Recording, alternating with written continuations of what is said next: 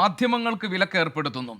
അതായത് ആർമി എത്തി രക്ഷാദൗത്യം നടത്തുമ്പോൾ ഒരു തരത്തിലും ആ രക്ഷാദൗത്യത്തിന് തടസ്സം നിൽക്കാത്ത, അവിടെ വിവരങ്ങളും ദൃശ്യങ്ങളും ലോകത്തെ അറിയിക്കുന്ന പണി മാത്രം ചെയ്യുന്ന മാധ്യമ സംഘത്തെ ആ സ്ഥലത്ത് നിന്ന് നീക്കം ചെയ്യുന്നു. കാരണങ്ങൾ വ്യക്തമായി പറയുന്നില്ല. ഇത് ഇതൊരു ശരിയായ നടപടിയല്ലല്ലോ.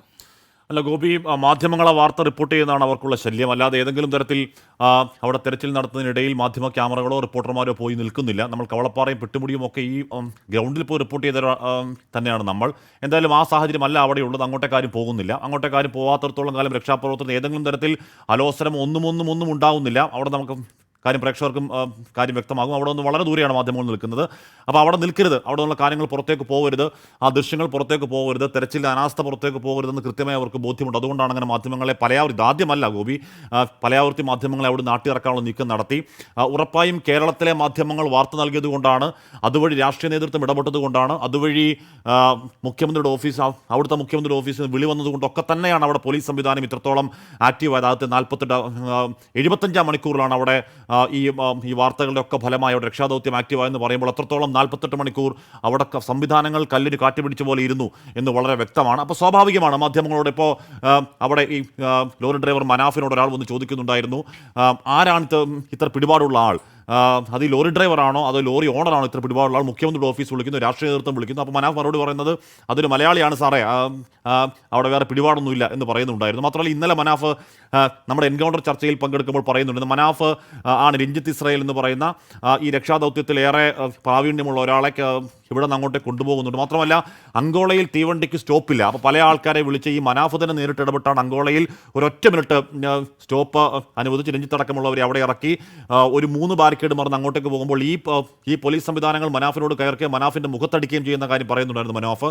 ഏറ്റവും കൂടുതൽ അവിടുത്തെ SP മനാഫിനോട് ചോദിക്കുന്നു, ഒരു ഡ്രൈവർ അല്ലേടോ, എന്തിനാണ് ഇത്ര പെടാപ്പാട് എന്ന് ചോദിക്കുന്നു. മനാഫ് പറയുന്ന മറുപടി, സാറേ ഡ്രൈവർ അല്ല സാറേ, അത് മനുഷ്യനാണ് എന്ന് പറയുന്നു. അപ്പോൾ ഒരു ഡ്രൈവറുടെ ജീവന് വേണ്ടി എന്തിനാണ് നിങ്ങൾ ഈ കിടന്ന് പിടയ്ക്കുന്നത് എന്നുള്ള ഒരു മെൻറ്റാലിറ്റി അവിടെ ഉണ്ട്. മെൻറ്റാലിറ്റി പ്രശ്നമാണ്. ഇപ്പോൾ അത് സംസാരിക്കേണ്ട സമയമാണോ എന്നറിയില്ല. ഉറപ്പായും കേരളത്തിലെ എന്ന് പറഞ്ഞാൽ കർണാടകത്തിലെ മാധ്യമപ്രവർത്തകർ വന്ന് കേരളത്തിലെ മാധ്യമങ്ങളോട് ഞങ്ങളുടെ കാര്യം കൂടി ഒന്ന് ശക്തമായി പറയണേ എന്ന് പറഞ്ഞ കാര്യം പോലും അവിടുത്തെ മാധ്യമപ്രവർത്തകർ അനുഭവമായി പറയുന്നുണ്ട്.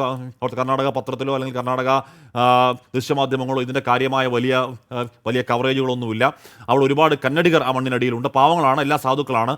അവർക്ക് വോയിസായി ആരും അവിടെ ഇല്ല. മാത്രമല്ല ആദ്യഘട്ടത്തിൽ ഈ റോഡിലെ മണ്ണ് നീക്കുക എന്ന ആകെ 2 JCB ഒരു ടിപ്പറുമായി ലോഡിലെ മണ്ണ് മാറ്റുക, ആ മണ്ണ് മാറ്റി പോകുന്ന വഴിയിൽ ഏതെങ്കിലും ബോഡി കണ്ടാൽ എടുത്ത് മാറ്റിയിട്ട് അങ്ങേയറ്റം നമുക്ക് ചിന്തിക്കാൻ കഴിയാത്ത, അല്ലെങ്കിൽ കവളപ്പാറയും പെട്ടുമുടിയും കൂട്ടിക്കലും മഹാപ്രളയ രക്ഷാദൗത്യം കണ്ടവർക്ക് നമുക്ക് അചിന്ത്യമായി തോന്നാവുന്ന രീതിയിലുള്ള രക്ഷാദൗത്യമാണ് ആദ്യഘട്ടത്തിൽ നടന്നത്. അങ്ങേയറ്റം നിസ്സംഗമായി ആർക്കും വില കൊടുക്കാതെ, എന്ന് പറഞ്ഞാൽ ഏതെങ്കിലും ഒരു VIP-യുടെ മകനോ VIP-യോ ആണെന്നെങ്കിൽ ഉറപ്പായും സമീപനം ഇതാകുമായിരുന്നില്ല.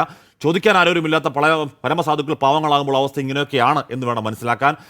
ആ കാണുന്നത് ഗോപി, അത് ഗംഗാവലി പുഴയോരത്ത് നടുക്ക് നിൽക്കുന്ന ഒരു മൺകൂനയാണെന്ന് പറഞ്ഞാൽ ഈ ഗംഗാവലി പുഴയ്ക്ക് 30 അടിയോളം 28 അടി 30 അടിയോളം താഴ്ചയുള്ളതാണ്. ആ താഴ്ച നികന്നു വരുന്ന മൺകൂനയാണ്. അപ്പോൾ അത്രത്തോളം മൺകൂന അവിടെയുണ്ട്. ഈ മണ്ണ് മാറ്റി വണ്ടി പുറത്തെടുക്കുക എന്നുള്ളതായിരുന്നു ഈ സമയം അത്രയുമുള്ള മാസ്റ്റർ പ്ലാൻ. അത് പരാജയപ്പെട്ട പ്ലാനാണ്, അന്ന് നടക്കില്ല എന്ന് ആദ്യം മുതലേ പറയുന്നുണ്ട്. അതിനുശേഷം അടുത്ത ആലോചന വരുന്നു. അപ്പോൾ എന്നാൽ മെറ്റൽ ഡിറ്റർ വരട്ടെ, ഈ ഡിറ്റർ വരുമ്പോൾ 2 അടി മാത്രമേ താഴേക്ക് പോകുള്ളൂ തിരിച്ചറിയുന്നു. അപ്പോഴാണ് ഈ ഗ്രൗണ്ട് പെനട്രേറ്റിംഗ് റഡാർ വരട്ടെ എന്ന് ആലോചിക്കുന്നു.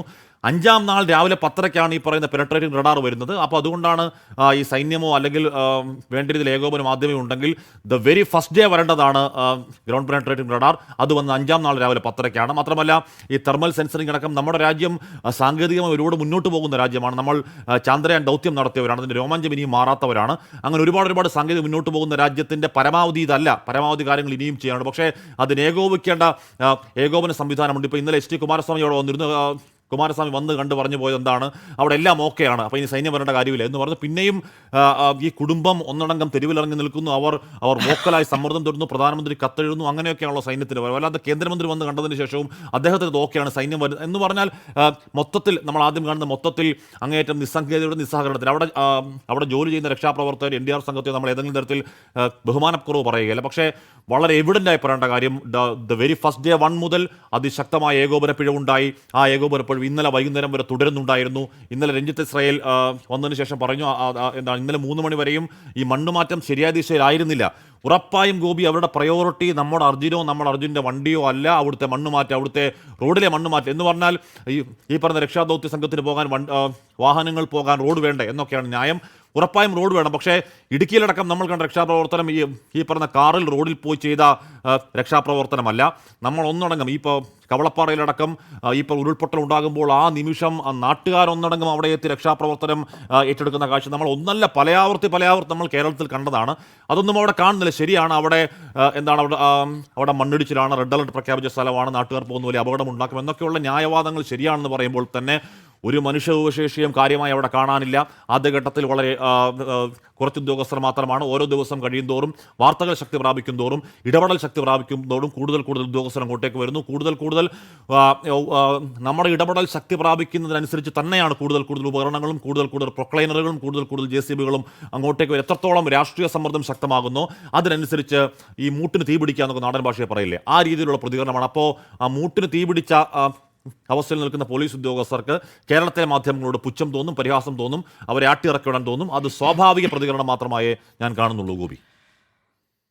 ഹാഷ്മി, ഏതായാലും ഇനിയുള്ള ഒരു മണിക്കൂർ വളരെ നിർണായകമാണ്. രക്ഷാപ്രവർത്തനത്തിന്റെ ആദ്യ മണിക്കൂറുകളിൽ ഉണ്ടായിട്ടുള്ള അലംഭാവത്തിനൊക്കെ ശേഷം വലിയ ഇടപെടലുകൾ സാധ്യമായതിനെ തുടർന്ന് ഇപ്പോൾ അവിടെ രക്ഷാപ്രവർത്തനം കുറെ കൂടി കാര്യക്ഷമമായി നടക്കാൻ പോകുന്നു. അർജുന്റെ വാഹനവും മണ്ണിന്റെ അടിയിൽ ഏതു ഭാഗത്താണ് നിൽക്കുന്നത് അവിടം കേന്ദ്രീകരിച്ചുകൊണ്ട് പരിശോധന നടത്തി അർജുനെ കുറിച്ചുള്ള വിവരം എന്താണ് എന്ന് ബന്ധുക്കളോടും ആകാംക്ഷയോടും കാത്തിരിക്കുന്ന ലോകത്തെ മുഴുവൻ മലയാളികൾക്ക് മുന്നിൽ എത്തിക്കേണ്ട മാധ്യമ സംഘത്തെ ഇപ്പോൾ ആ ദൗത്യ മേഖലയിൽ നിന്ന് മാറ്റിയിരിക്കുന്നു. ഇനി ഒരു ഫസ്റ്റ് ഹാൻഡ് ഇൻഫർമേഷൻ, നേരിട്ടുള്ള വിവരം എന്നത് മാധ്യമങ്ങൾക്ക് ലഭ്യമല്ല. മാധ്യമങ്ങൾക്ക് കൈമാറ്റം ചെയ്യപ്പെടുന്ന വിവരങ്ങൾ മാത്രമേ ഇനി പ്രേക്ഷകരിലേക്ക് എത്തിക്കാൻ കഴിയും. അതിൽ എത്രമാത്രം ഭാഗം വസ്തുതയായിരിക്കും, എത്രമാത്രം ഭാഗങ്ങൾ പറയാതെ മാറ്റിവെച്ചിട്ടുണ്ടാകും എന്ന കാര്യമൊന്നും വ്യക്തമല്ല. ഏതായാലും തുടക്ക സമയങ്ങളിലെ അലംഭാവം നേരത്തെ ഹാഷ്മി സൂചിപ്പിച്ചതുപോലെ വളരെ പ്രകടമായിരുന്നു.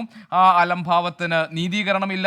ഇപ്പോൾ വലിയ ഇടപെടലിന് ശേഷം അത്തരം മാറ്റങ്ങൾ സംഭവിച്ചുകൊണ്ടിരിക്കുന്നു. ഏതായാലും അർജുനെ കുറിച്ചുള്ള വിവരങ്ങൾക്ക് വേണ്ടി കാത്തു നിൽക്കുകയാണ് പ്രതീക്ഷാപൂർവ്വം ഈ നാടും കുടുംബവും ലോകത്തെ മുഴുവൻ മലയാളികളും.